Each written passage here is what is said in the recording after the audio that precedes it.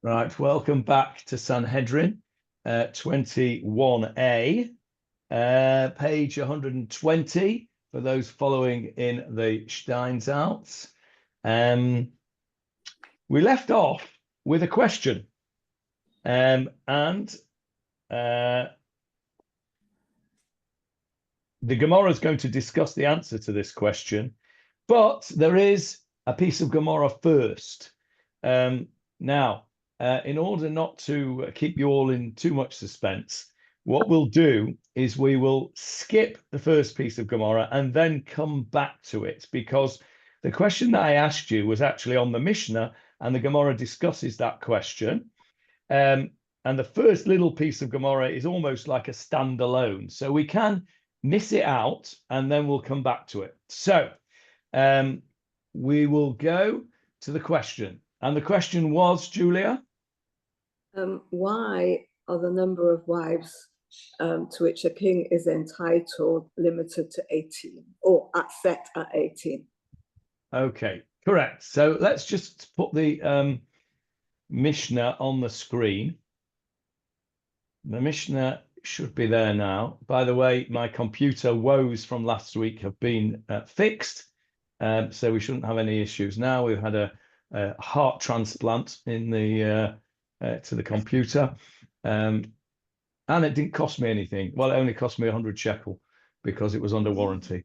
So there you go. Anyway, the Mishnah says, Lo yarba lo nashim, ela shmona esrei. The king shall not have many wives, only 18. So I asked you why 18. Now, let's just have a look at chapter 17 of Devarim, just to remind ourselves that the Pasuk does not tell us how many wives he should have or not have. There's the Pasuk 17:17. Lo yarba lo nashim. He should not take many wives for himself. V'lo yasur levavo, and his heart must not turn away.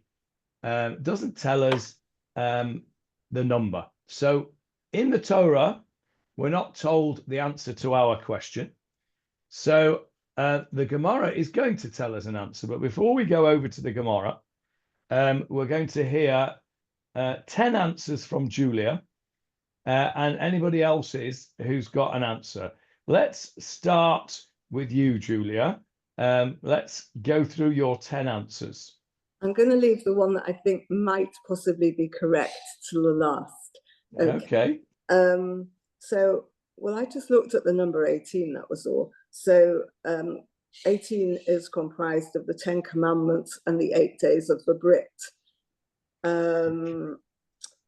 My second answer, I can't find, well, it could be any additional man, but we've got the 12 tribes, we've got the 3 fathers, we've got Moshe and Shmuel, which admittedly only adds up to 17, but I would have thought somebody could come up with an 18th.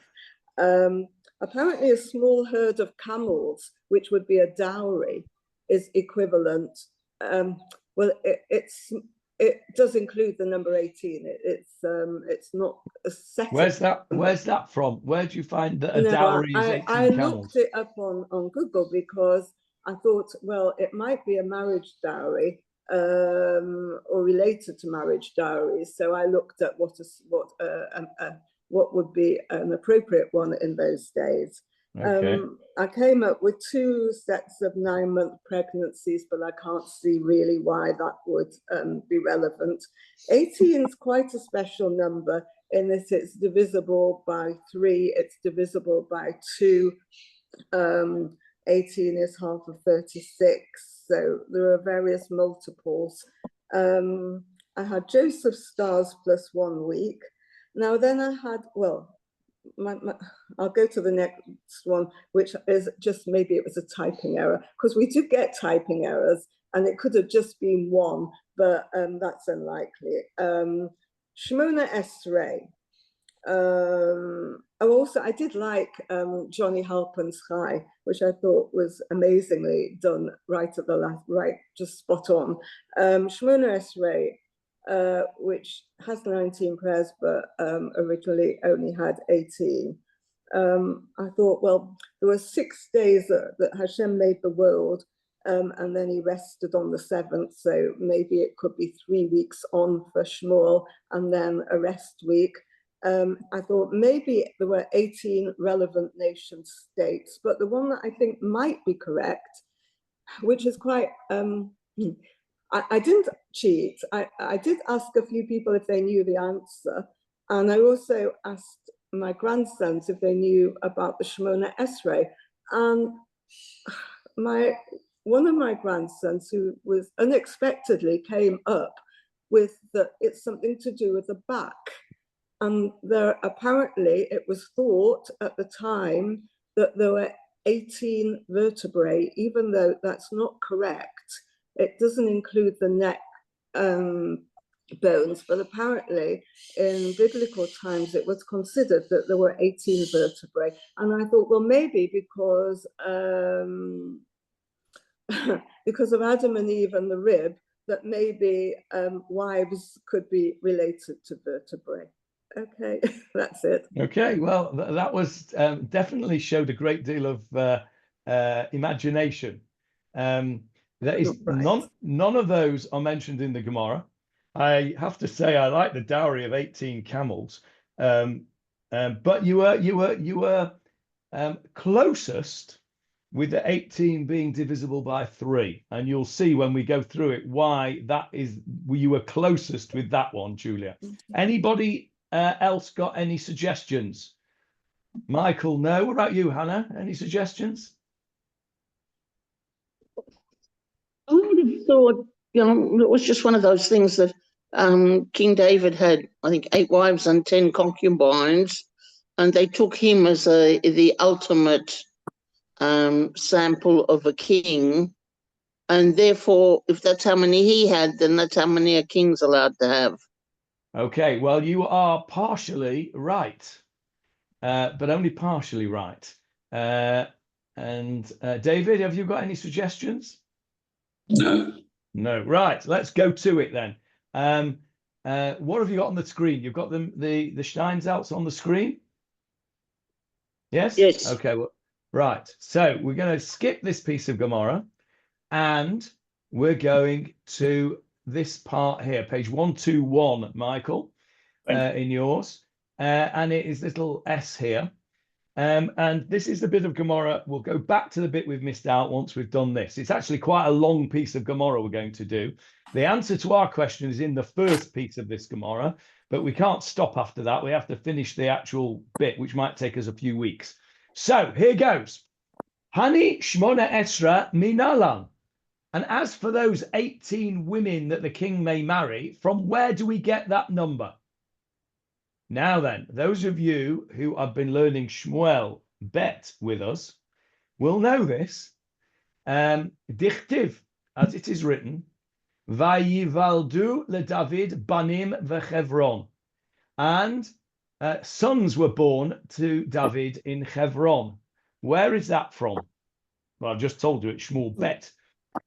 Okay, but let's go to Shmuel Bet, and I'll show you where it is. There it is.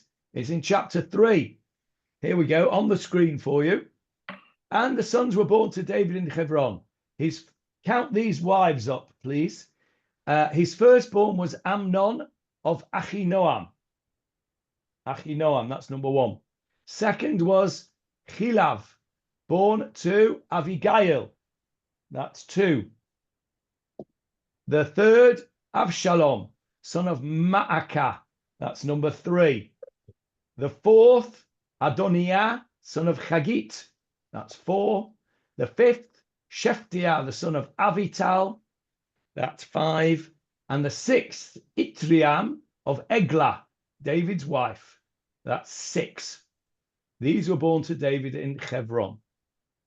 Now, how many wives, therefore, did David have?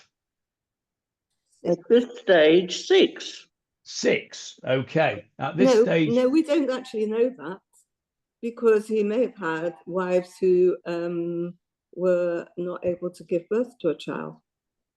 He did. He had Michal, and he couldn't give him a child because she wasn't with him. Very good. Okay. Very good. Okay. That's so. That the Gemara, you'll see the Gemara asks that question. But right now we've got 6, right? Right now we've got 6. We also have another one, don't we, that's not mentioned here. Merav. Merav was married to his sister. Well, Merav, we don't know. Possibly Merav, yes, good question. Good answer, I mean. And who else? Bathsheba. Bathsheba was not listed here. So we're going to go through all of this in the Gemara. The Gemara is going to question this. But right now, from this chapter 3 of Shmuel Bet, there are 6 wives listed, correct? Mhm. Right, good. Let's go back to the Gemara. Now then, that piece of Gemara then just quotes all those psukim, right? And then it skips the Ka'amale Navi. The Navi, the prophet, said to David. Now, which prophet are we talking about?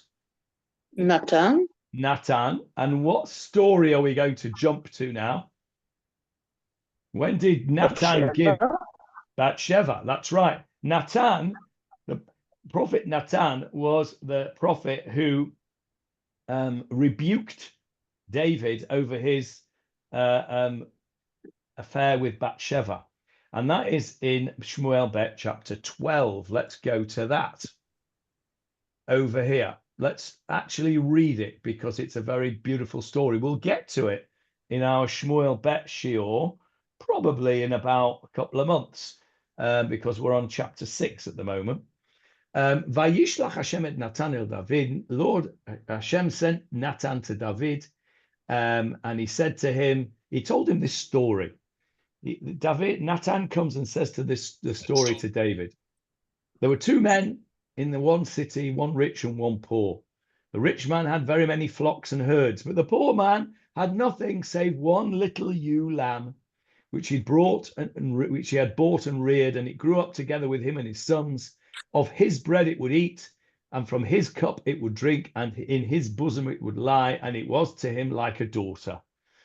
And there came a wayfarer to the rich man, and he spared to take of his own flock and of his own herd to prepare for the guest that had come to him. And he took the poor man's lamb and prepared it for the man that had come to him. So the story was that there's a man with a load of sheep and another man with only one, and the rich man took the poor man's sheep despite the fact that he had loads of his own. And David became very angry at the man, and he said to Natan, as the Lord lives, the man who has done this is liable to death. And the ewe lamb he shall repay 4-fold because he did this thing and because he had no pity. So David really condemned himself because, of course, Natan was using this as a mashal to David. And Natan said to David, verse 7, you are the man. So says the Lord God of Israel. I anointed you as king over Israel. Now, here we get the bit that's relevant to us. And I delivered you from the hand of Saul. And I gave you the house of your master and your master's wives in your midst. And I gave you the house of Israel and of Judah. And if that were too little, then I would add unto you like them and like them, the Hebrew, kahena v'chahena. I will add on the same again and the same again. Now you can see where we're going, can't you? How many wives did David have at this point? 6. And Natan says, I'll add on same again, 12. making, and the same again, 18. 18. So Hannah was very close. Hannah said that he had 10 wives and 8 concubines, and he was seen as the paradigm of a good king. Well, he was seen as the paradigm of a good king, and she was very close to getting it completely right. The Gemara, we'll go back to the Gemara right now. The Gemara tells us, "V'ka'amale navi imma'at v'osifalach kahena v'chahena." The prophet says, if that's too little for you, I'll give you the same again and the same again. Says the Gemara, kahena, shit, another 6. Remember, taf and shin are interchangeable. So shit is the same as shish, shesh, yeah, 6. V'chahena, shit, another 6. Dahavu laha tmane srei. Change that taf to a shin. Shmone Srei. Yeah, 18. So the answer to our question, and Hannah was very close, is that since David is not criticized for the number of wives he had, and we know that he had 6, and Nathan was prepared to give him at least another. Michael doesn't like it. I'm sorry, Michael, but this is the Gemarah. You're going to have to like it, right? Since David had 6, and Nathan was prepared Hashem through Nathan was prepared to give him another 12, that must mean that 18 is okay. Now, because Hashem was prepared to give him 12 and not 13 and not 18 and not 24 and not 76 or whatever, it is a specific number, the Gemarah is saying. The Gemarah is saying that that is a specific number. You can deduce from that. Now, Julia likes it much better than Michael, because Julia is used to, in her legal career, deducing things from things that are written and from things that are not written. And that's how it works. So here, as a legal deduction, we've said David seems to be allowed, without any criticism, to have 18 wives. And therefore, 18 wives must be the maximum that he can have, because otherwise Nathan would have said kahena v'kahena v'kahena. Now you'll see that the Gemarah, as we go on in a minute, is going to say exactly that. They're not happy with this 18. They're trying to darshan it so we can have a few more. But this is the starting point. The Mishnah, remember, says 18. And the Gemarah is only darshaning the Mishnah. But the Mishnah says 18. Now, it doesn't mean that we have to hold by the Mishnah. We know that there are other opinions that the Mishnah doesn't put in always, and they are called what? Writers. Brighters, correct. And we're going to learn a couple of brighters now which disagree with the Mishnah. So, Hannah, you are very, very good. I'm very impressed with that. Very good indeed. Right, let's carry on in our Gemarah. So we have now found here that we've got 18.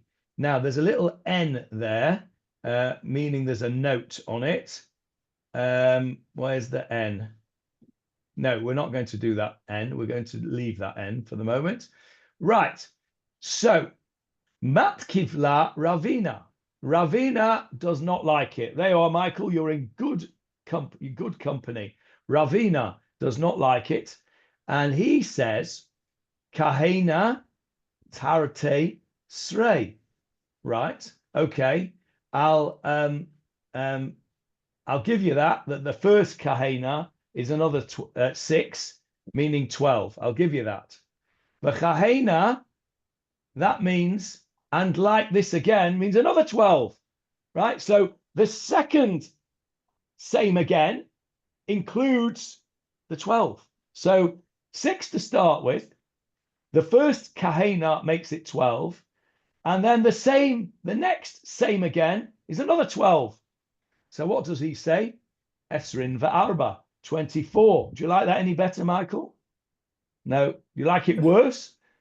Yes. Yeah, I thought you might. Okay, we've not finished. This is a bit like the Haggadah. Remember in the Haggadah where they're all fighting with one another to see how many plagues there were at the sea, right? And it goes up and up and up and up. Well, this is what's going on in this Gemarah. Because the Tanakama is saying 18 because of 6 plus 6 plus 6. Ravina says 6 plus 6 plus 12. Now, without looking on, how are we going to get more than that out of the same thing? Without looking on, how are we going to darshan this a bit more? See how your Gemarah cop is doing. Up to 48. How are you going to get to 48, Michael? You got 6, 12, 24, and the next one, the third one along, is another 24. But there isn't a third one. Well, there was in the original one. No, the original one was 6. Oh, right, yeah. Same again, and same again. Right. But you're close. You're on the right track. Could you I presume the sum is the same. I'm not very good at sums. Let me take you back to the pasuk and Can have you a do look it at with each individual It's wife? 48. have a look at the words again. 36. Have a look at the words again over here, and see if you can find 36. how we can get to 48. And the 36. words that I've blued out, I'll read it to you. Ve'im ma'at v'osifa lecha kahena v'chahena. So if you were to double it and then add the first 6, Well, would then you that get help? 30. Right. Shall I tell you? Not yet. Put us out of our misery. 48. No, 12. It's 12. 12 and another 18. 18 and 18 is 36. No, okay. It doesn't Okay. work. Right, let's look what the Gemarah tells us. Okay, so before we do that, we've got a brisa that supports Ravina. Ravina said 24, right? Tanya Namihachi. We have a support for Ravina. We have a brita, as we just said. Lo yarba lo nashim yoteme esrim va'arba. Our Mishnah said no more than 18. The brisa says no more than 24. Now, how do we get to 48? I'll show you. Let's go back to the pasuk again. 36. Kahena, the kahena, Just next the and. and. So what we do is this. We have 6 to start with. Kahena takes us to 12. The takes us to 24. And the second kahena takes us to 48. So there are those rabbis that darshan the vav. Vav means and it's additional. So let's go back to the Gemara. There we go. Laman de daresh vav. According to the one who interprets vavs as meaning additional, arba'im ushmona have we've got 48, right? And as an aside, but you don't like that even more, Michael, I'm assuming. But that's a bit schwach. Yeah. Okay, even Hannah doesn't like that. Yeah. But I'm telling you, there is rather a good support for that because it says here, Tanya Nami Achi, we've got a brisa that says that as well. Lo yarba lo nashim, yoter mi'arba im ushmona. No more than 48. Now, not only do we have a brisa, have a guess who is the author of that brisa that says 48 that none of you like. Somebody rather famous. Rabbi Akiva. Correct. Rabbi Akiva. Well done, Julia. Rabbi Akiva is the author of that brisa. How did you know that? Was it just a guess? It was just a guess. Well done. Yes. So Rabbi Akiva says 48 because he is the one who is daresh vavim. He is the one that uses the vavs to daresh, to deduce extra stuff. So that's very nice. So now then, okay. By the way, I did cheat because I looked on in the Gemara, obviously, but I also cheated, taking David Marx's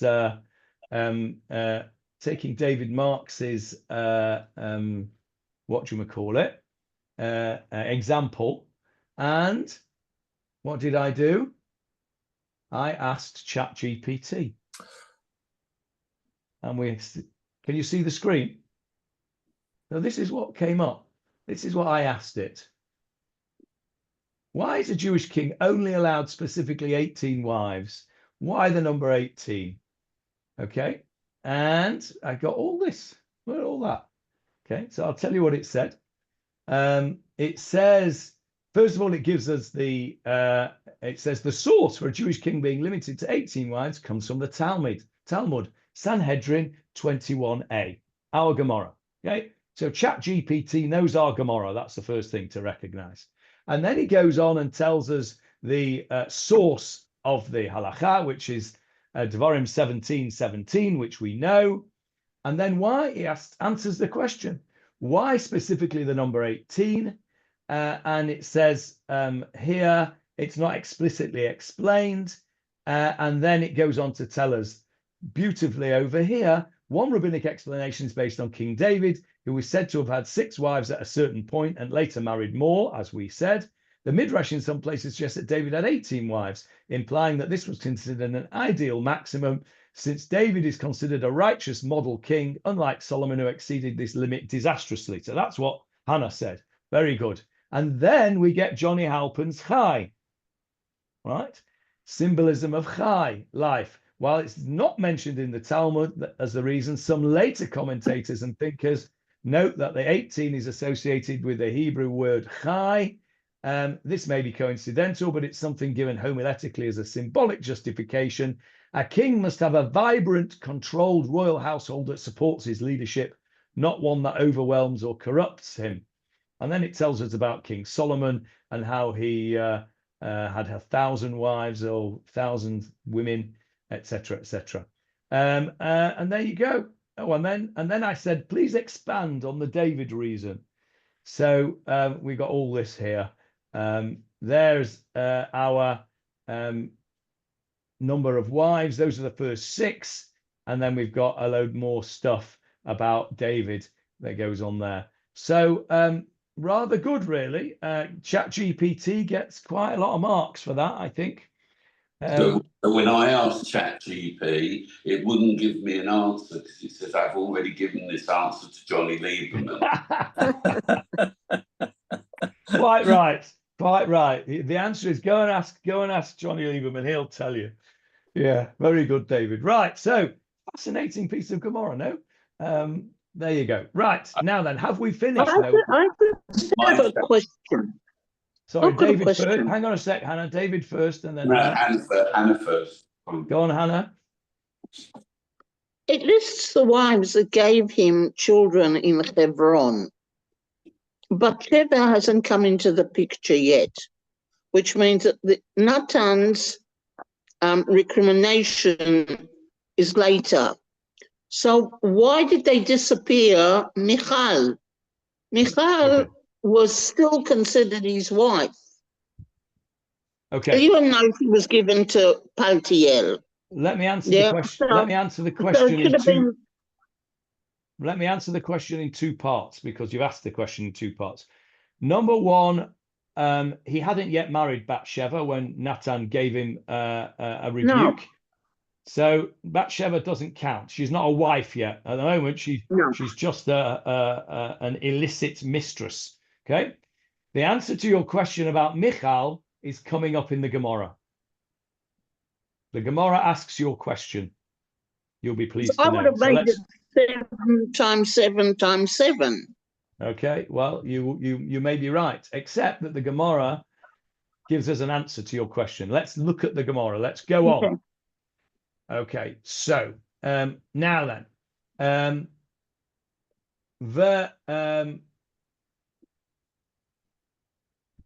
right, the Tana Didan, and the Tana of our Mishnah said what? 18. My Tama, what was the reason? Amar Rav Kahana. Interesting that this is Rav Kahana. Why is that interesting that it's Rav Kahana?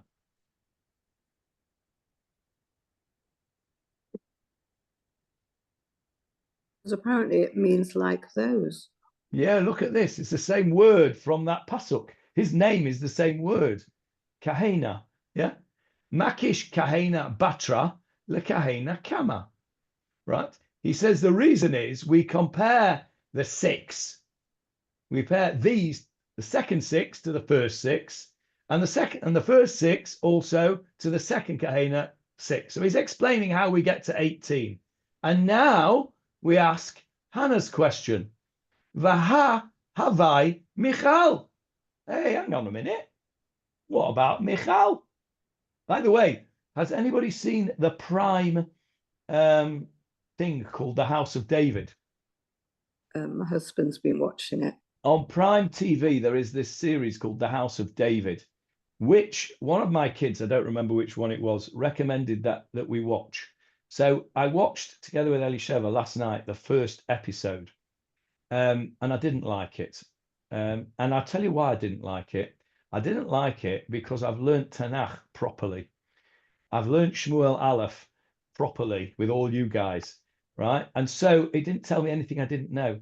What I did do after it was praise it for being very accurate. Whoever was advising them knows their midrash, because it brings in quite a few little things which are not in Shmuel Aleph, which are midrashic in origin. So there, I was impressed with the fact that it was accurate and brought in little things that Hamavin Yovin, those that knew, but I did not enjoy it because it was very, very faithful. It's strange to say. I didn't enjoy it because it was faithful to the text and the midrash, which I have now learned properly because we've learnt it together. Did Elisheva enjoy it? No, she said the same thing. She thought it was a bit puerile. But I think the reason that one of my kids enjoyed it was because he went to a school that didn't teach him any Nach, only taught him Gemarah. So I suspect that the stories, the midrashic stories, because a lot of the story was a midrash about David and the lion, which is not actually in Tanakh. It's a midrash. I suspect he didn't know any of that because he's never learnt it properly. So I think for those that have not learnt Shmuel Aleph together with us, it's probably better for those than those who have. Anyway, just as an aside, the reason that came up in my head now, apart from the fact that I've got ADD, is that Michal was portrayed, and rather strangely, they because I put on the English subtitles. It's in English, but I like to read the subtitles, so my hearing's not brilliant. They spelt Michal in English Mychal, which I thought was a bit odd. And here it's spelt with an I. But anyway, where is Michal? Says the Gemara. What about Michal? V'haktiv ula Michal bat Shaul lo haya la valad ad yom mota.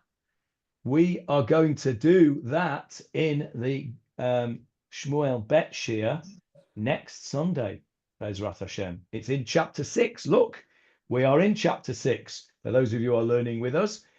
So again, we have another example where our Gemara and our Tanakh learning overlap completely. Michal, it's a bit of a spoiler for the Tanakh Shir, but we left off our Tanakh Shir on Sunday. No, we didn't. It was yesterday, didn't want it, because we did it on Tuesday instead. We left off our Tanakh Shir yesterday with Michal criticizing David for celebrating the return of the ark. Remember? And she gets punished for that.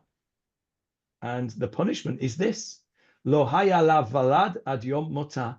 Michal, the daughter of Saul, had no child until the day of her death. Okay. Amar Rav Chisda ad yom mota lo haya la. B'yom mota haya la. I missed a bit out. Sorry. I missed a piece of Gemara. Go back a paragraph. Sorry. Havai Michal, where's Michal? Amar Rav. Rav says, Egla zo Michal. Egla, who was Egla. Let's just go up there to the Pasuk. Egla, Eshet David, was the mother of Yitraam. The sixth wife of David is Egla. Yeah? Egla. But she was the first. Okay. By the time she was changed her name to Egla, she was the sixth. But it doesn't say that she was the sixth wife, Julia. It says the sixth child to be born to him. That's true. So the Gemara says, where is, sorry, I didn't do that properly because I missed But wait a second. Wait a second. One sec. I've confused it now. Couldn't be. Wait. The Gemara says, Michal is Egla. Velama nikra shema Egla. You won't like this either, Michael. Why is Michal called Egla? Shechaviva alav ke Egla. She was so beloved to David that he called her Egla, a calf. That David loved Michal so much that he called her a calf. But we know he never said he loved her. I said you wouldn't like it. V'chein hu omer, and we find it with Shimshon refers to his wife as an Egla. Lulei charashtam be'eglati.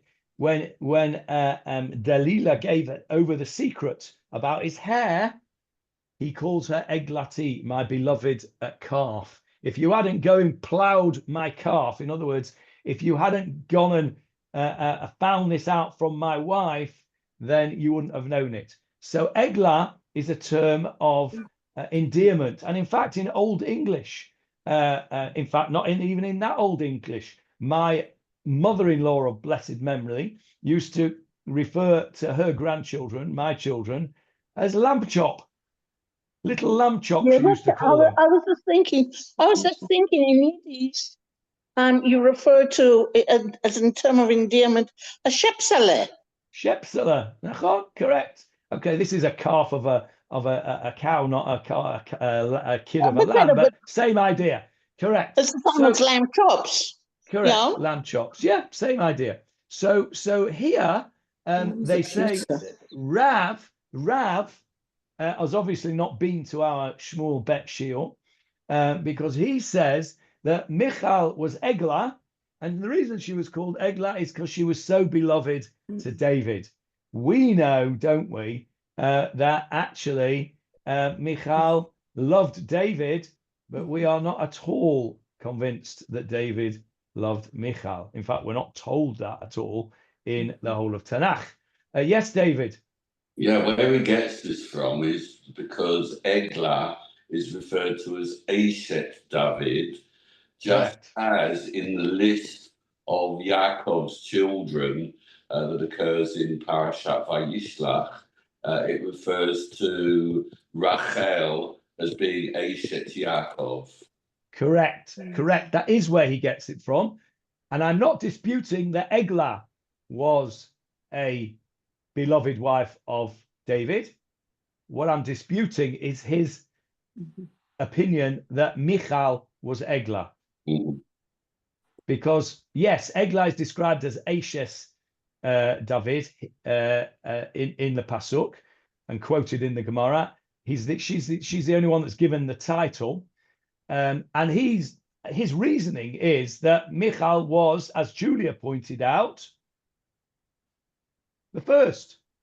So going back to Hannah's question, if you don't associate Michal with Egla, where does she fit in the list of David's wives? And there we get to the answer, which is Michal did not produce any children for David. And these 6 that are mentioned in Shmuel Bet chapter 3 are in the context of giving him children, but we sons don't that were born to him in Hebron. We don't know that because we're coming on to, and we have discussed this before, the fact that she had no children until the day she died, but she could possibly have died in childbirth. Well, we're coming to that. We're coming to that. But again, I refer you to the Kahena v'Kahena of Natan is earlier on than Michal's death. So when he said... It's possible that Psukim in chapter 3 of Shmuel Bet aren't in chronological order. That's true, but we don't even need to go to that because Natan, we know when Natan gave the Kahena v'Kahena thing, the same again and same again, that was immediately after the Bathsheba incident where Michal is still alive and therefore at that point hasn't had children. And so whilst the Gemarah does go on to discuss the fact that Michal may have had children on the day of her death, and one opinion is that she did, then it could still be Egla, but not David, your answer, because what does it tell us in Shmuel Bet about those 6 sons? What's the one thing we know about them, David? Let's look at the Psukim. Their mothers. Well, yeah, that we know their mothers. That's true. What else do we know about them? Look at verse 2, please. They were born in Hebron. They were born in Hebron. And so if Egla is Michal, and if Michal had a baby on the day of her death, and that is this wife, then she wouldn't have been in Hebron. She'd have been in Yerushalayim by then, because by then he moved to Yerushalayim. So we can't say your explanation that this is out of order and that Michal is Egla and Egla had a child on the day of her death, because unless you say that she went to have this baby in Hebron, which is, I think, stretching it. Even I won't stretch it that far. I remember you did question at the time in the Tanakh Shir what this chronology was doing at that point in the story. Yeah, what we said was, if I remember rightly, was that this was really the children were not born all at that point. That's what we said, because they couldn't. We said David kept growing stronger, and it was about solidifying David's position as a strong monarch. But it's a very strong implication to say they were born in Hebron, because later on he moves to Jerusalem and gets loads more, right? So these are the ones that he had in Hebron. That's the very strong implication here, which can't mean Michal on the day of her death. The Gemarah is going to deal with Yeah. this. Yeah, so we've jumped ahead into the Gemarah, but it's the reason we've done so is that you've all been fabulously Gemarah copish today. You've all jumped in and got Gemarah answers. Yes, Hannah's got her hand up. Yes. There's also another thing. We learned in the Shwabet Shor yesterday that after David brought the ark to Jerusalem, it's the last time there's a reference between Michal and David at all. And we leave the couple in the middle of a row. A domestic. Yes, and there's nothing to say that they would have been intimate afterwards. And even if it had happened and she went somewhere to have the baby, she would have gone back to Giv'ah,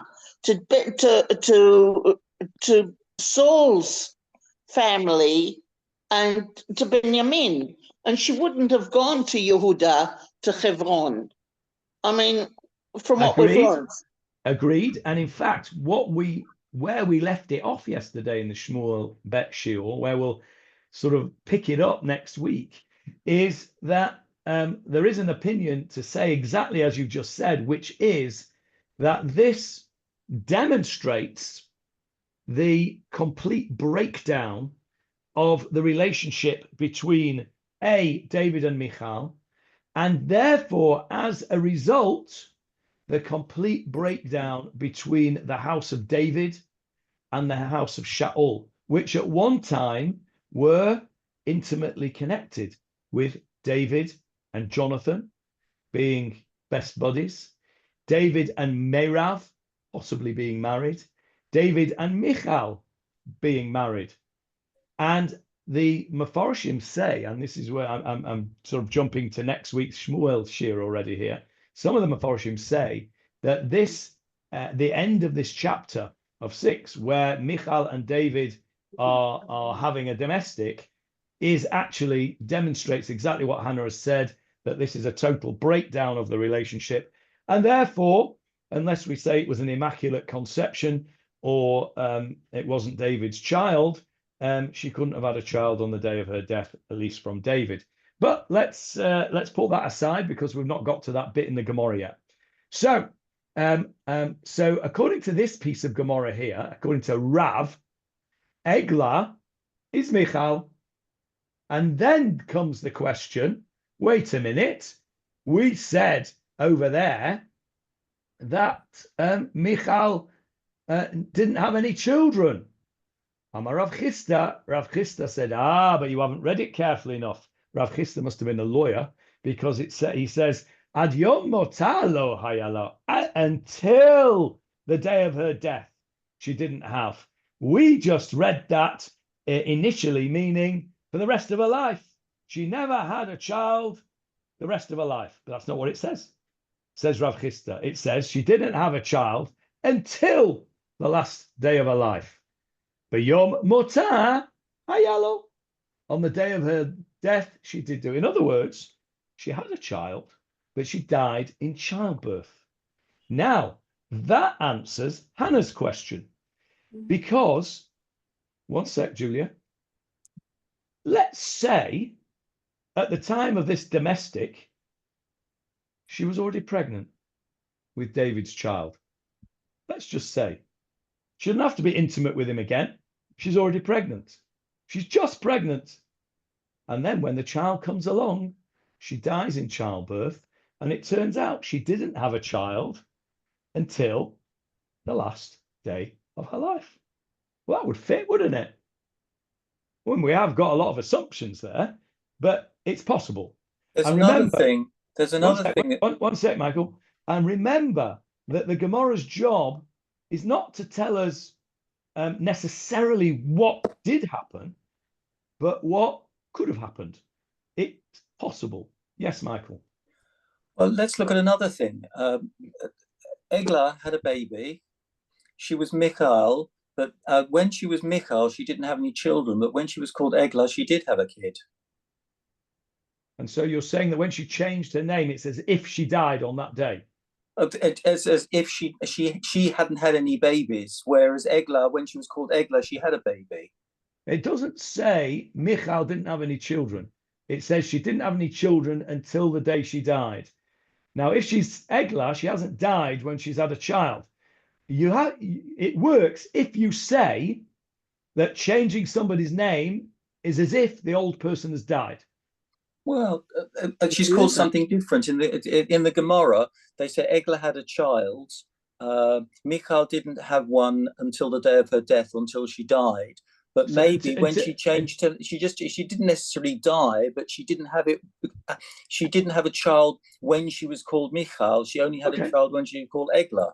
Okay, I think that if the Gemarah would have said that, as far as I'm aware, the Gemarah doesn't say that, but I think it would work. You then have to find a support, and I bet you could find one. We'll ask ChatGPT maybe later on. I bet you could find one that says that when somebody changes their name, it's as if they're died. We certainly have a halachic concept, meshaneh shem, meshaneh mazal.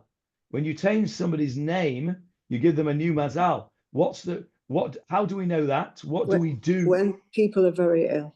When people are very ill, we change their name. Usually we don't change their name, we add a name. But back in the day, they changed their name. So it was as if Michal died, Egla is born, a new person with a new mazel, and Egla can have a child. So I like your idea, Michael. I'm going to put it in my Chidushay Poleg. None of this. One second, I need to write this down, Julie, otherwise I'll forget. So Michael Kraus. We have to put who it is. Michal, inverted commas, died, i.e., had her name changed to Egla, and then did have a child, i.e., not as Michal, but as Egla. Okay, right, Julia. Well, it's just that it's not clear whether any children that Michal might have had might have been a girl, any child, or any of the. And why are, because this is only the sons given who are born to the wives. So we really have no idea about whether, is it totally insignificant that if you have a girl child, then you shouldn't be counted in this. Are you setting me up here, Julia? I don't know, am I? I feel I'm being set up. The obvious answer, despite what anybody else will tell you, is that in Tanakh, girls don't matter. except when they do, like Dvorah and Yocheved, and the few that do, and Chana, who are brought as and Rut, who are brought as paradigms for us to believe that all girls matter. Well, they don't. They don't matter unless they do. That's just the way it was, I'm afraid. Art Scroll will tell you differently, and will whitewash it for the 20th and 21st century. But the truth is, 100 years ago in the British royal family, did girls matter? No, of course they didn't. Only if you didn't have boys. As soon as you get a boy, they matter. So when we're reading this, a child equals male child. Yes. For anything that we're reading. Yes. Yes.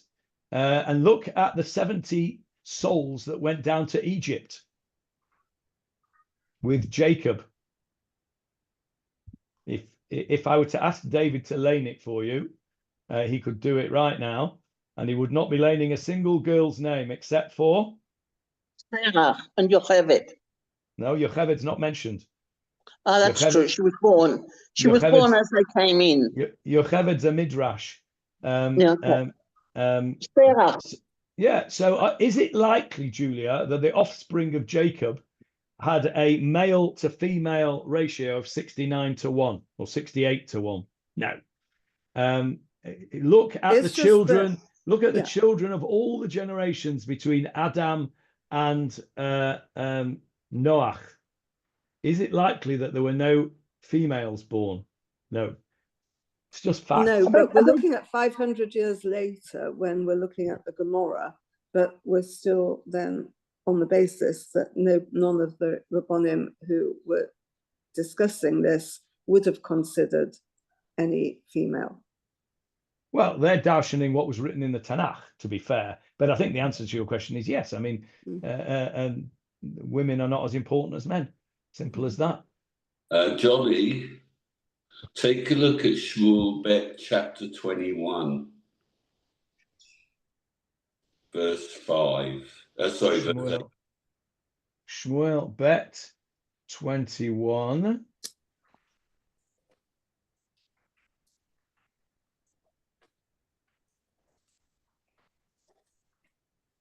There we go. Verse 5.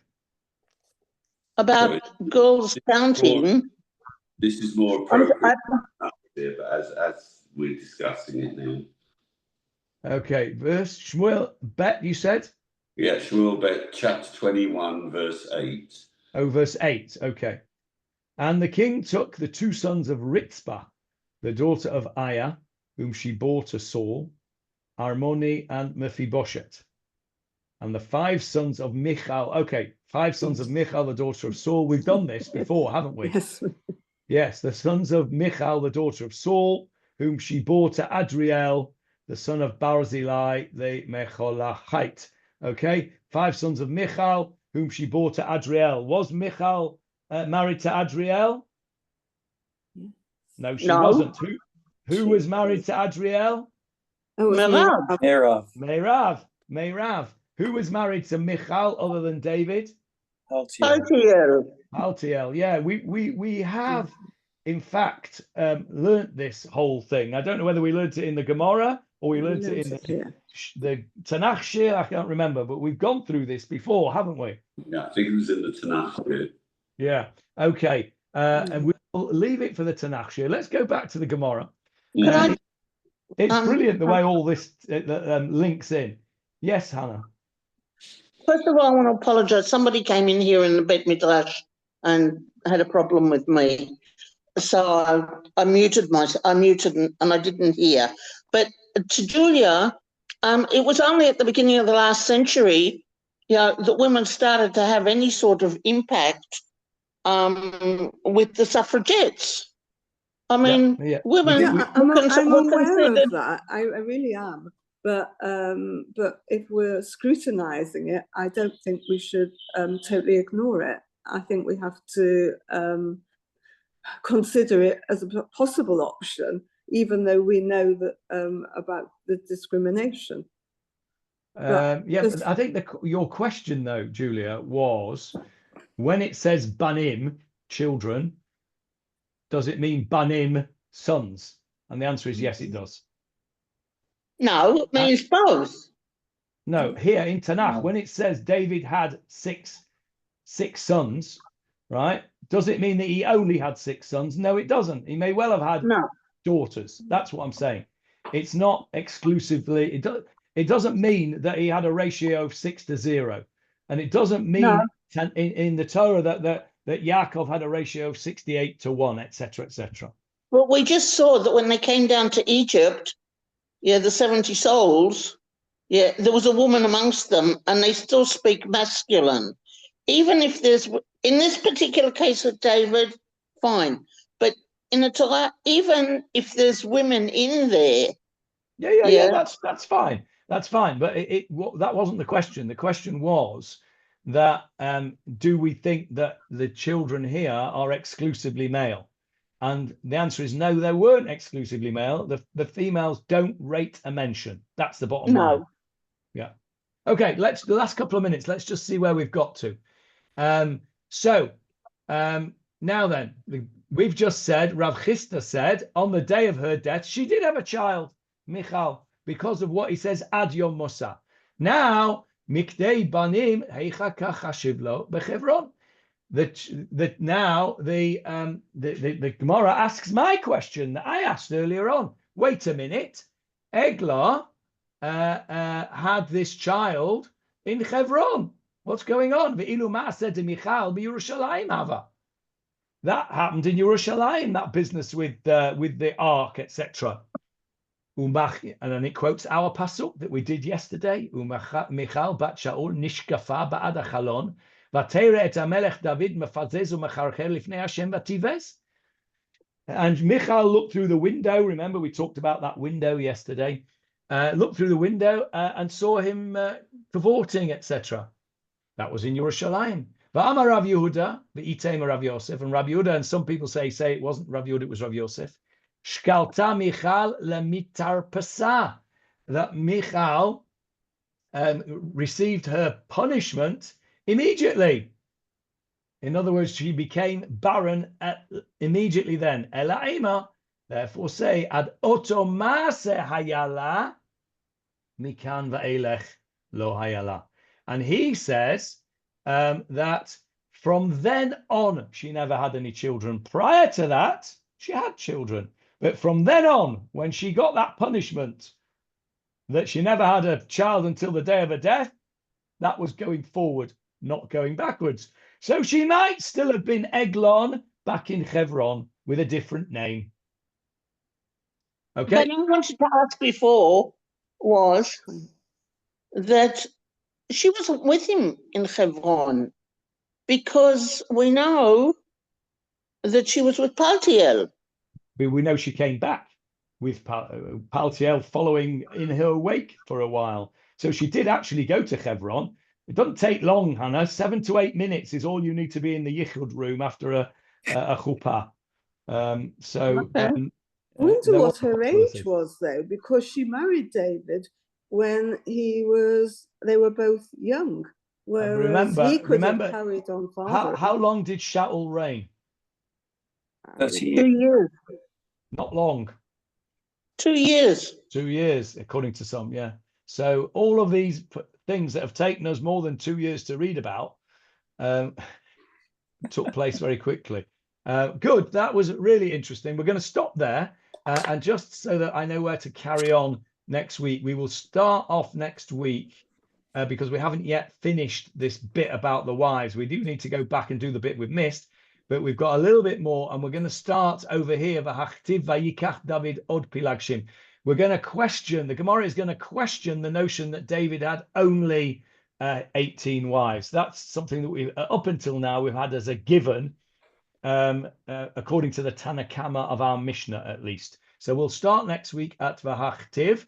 Then we'll finish this bit about the wives, and then we'll go back to the bit of Gemara that we missed. Do you just want to finish this bit? Hang on a second. Where have we gone? Yes, Well- over here. Yes. Ela ema. Yes, we'll finish off I didn't finish off that sentence. Ela ema. I did. We said it. Ad otomase hayalo. Before that incident, she had children, and then not. So she could have been Egla back in Hebron. Okay. Okay, thank you. Good. All right. Any questions on today's very interesting back and forth to Shmuel, Bet, and the Gemara? Michael, are you happier now? I enjoyed the year. Let's put it that way. Okay. Okay, that's good. I'll take it. I'll take it. Good. All right. Next week we should be okay to carry on, Bezrat Hashem. Thank Thank you very much. Thanks, Bye, John. everyone.